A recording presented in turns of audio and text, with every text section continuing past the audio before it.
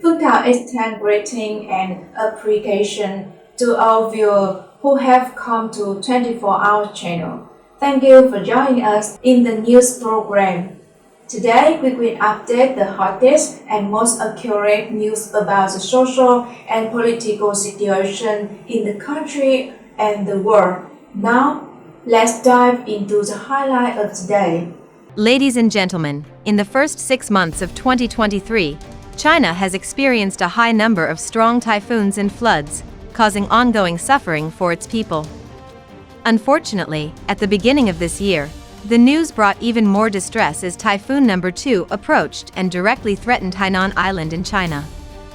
Furthermore, there is another worrisome development with the formation of a new tropical depression in the South China Sea, prompting President Xi Jinping to issue an urgent statement addressing these two natural disasters.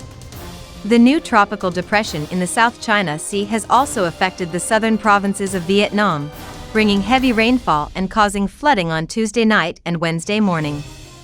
As we know, natural disasters spare no one and no country, but China has faced an exceptionally high number of calamities, including earthquakes, tsunamis, typhoons, and floods, along with other unusual phenomena. In 2022 alone, China experienced the direct landfall of 11 tropical storms, resulting in numerous ships sinking in the depths of the East Sea. These storms brought heavy rain and strong winds, affecting several provinces in central China. Unfortunately, the situation did not end there. According to the mainland's AP news agency, a new variant of the COVID virus was detected within the community at the end of December and the beginning of January. Currently, Beijing has implemented emergency measures, including the lockdown of several provinces and mass testing to identify the source of this new virus variant. In another development, the National Defense General warned that the water levels in the middle and lower reaches of the Yangtze River, Dongting Lake, and Poyang Lake would exceed warning levels for the second time this year, as Typhoon number 2 brings heavy rainfall to the country's mainland. Additionally, there will be 2 more periods of heavy rain within the next 10 days. The Central Meteorological Observatory also issued volcano-related weather warnings, predicting the likelihood of volcanic disasters in the southeastern areas of Anhui Province, northwestern areas of Guangxi Province, eastern areas of Hubei Province, northeastern and western areas of Hubei Province, southeastern areas of Jiangxi Province, and southern areas of Yunnan Province. Typhoon number 2, the third strongest typhoon in the world, recently swept through Dongsha Island and has now reached Hainan Island, exacerbating the already dire flood situation in China. Furthermore, Typhoon number 3 is forming in the South China Sea and is expected to make landfall in Hainan, followed by Guangxi, Guangdong, and the surrounding regions. In recent days, the situation has become extremely severe, presenting significant challenges for flood control and disaster relief efforts.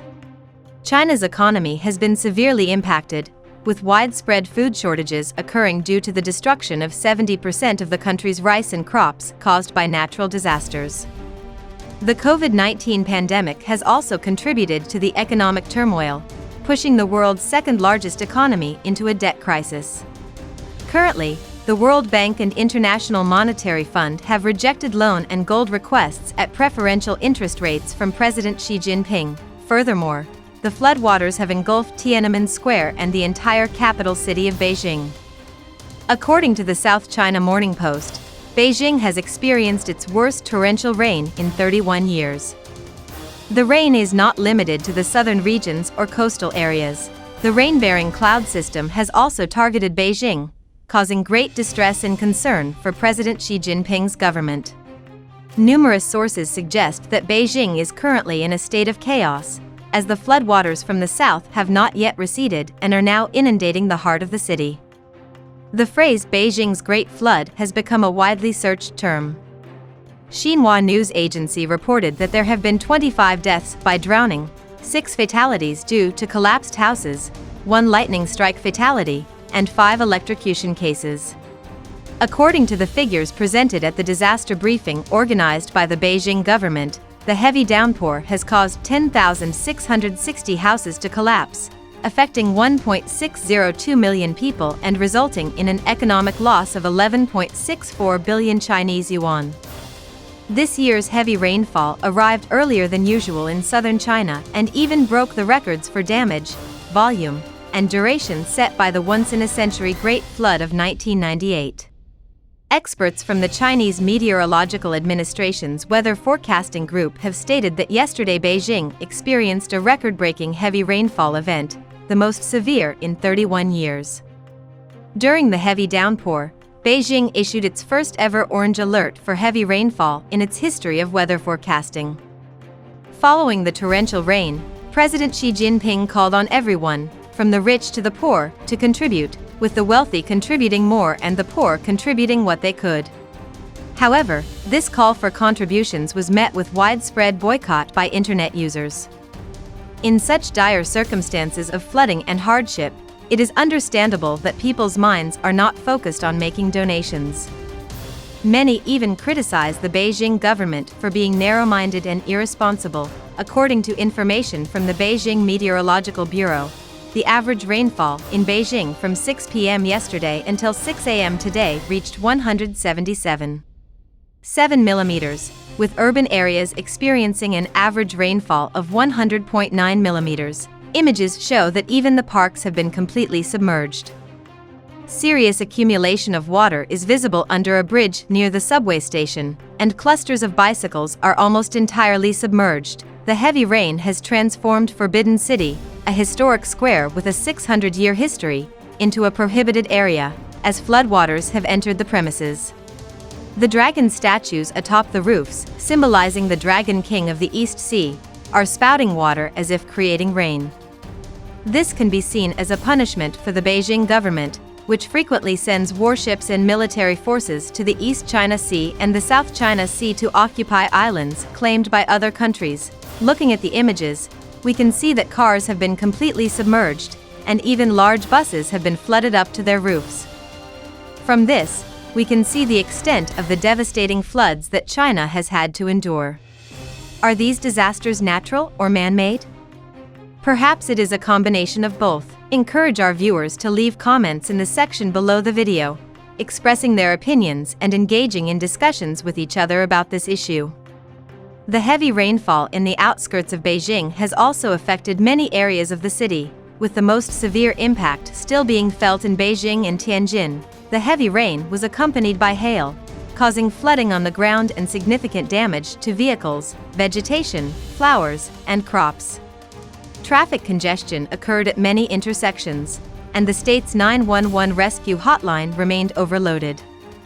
The extent of the damage caused by the heavy rain and hail has not been fully assessed yet, but it is undoubtedly substantial. The catastrophic hailstorm has left the homeless with nowhere to seek shelter on the streets. Several roads in central Beijing have been paralyzed, and many intersections have been cut off. In a network area of Beijing, the local civil defense organization issued a tornado warning to the government.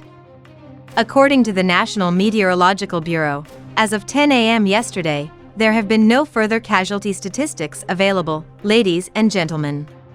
The heavy rains in Hubei province have resulted in 27 deaths, 12 missing persons, and over 7.36 million people affected. 23 people died in a landslide in Suzhou, and 18 people died in flooding conditions in Anhui. The landslide occurred on Wednesday morning in Banbo Village, Lihua Town, Dafan District, where continuous heavy rain caused 11 households and 30 individuals to lose contact, according to Xinhua News Agency. Search and rescue operations concluded early Thursday morning, confirming that 23 people had perished and 7 were injured. The Hubei Provincial Department of Civil Affairs issued an early announcement on Tuesday stating that 397,100 individuals in the province had been urgently relocated due to the disaster, with nearly 5,900 houses collapsing or suffering severe damage, resulting in direct economic losses of nearly 5.7 billion yuan. According to statistics from the Anhui Provincial Department of Civil Affairs, starting from Wednesday, the entire province had to bear a total of 6.72 million people affected by the disaster, with 18 deaths and 4 missing persons. About 363,000 people had to be relocated and resettled urgently.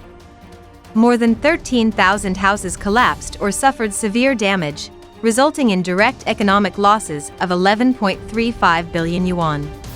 Li Hongzheng, the secretary of the Hubei Provincial Party Committee and commander-in-chief of flood control, directed flood control and disaster relief efforts for the Yangtze River in Hubei, stating that the flood control and relief situation this year has been extremely severe due to heavy rainfall and the influence of the typhoon making landfall in China. According to Hubei Daily's report, since the beginning of the month, the Yangtze River basin has experienced heavy rainfall, with precipitation levels exceeding the normal average by nearly 20%, according to the BBC. The secretary of the Hubei Provincial Party Committee also called for enhanced control of public opinion, with information only being released with the permission of the authorities. Prompt action will be taken to apprehend and punish individuals who intentionally disseminate information without authorization. Indeed, it is a peculiar government that prohibits citizens from posting flood-related information on social media platforms.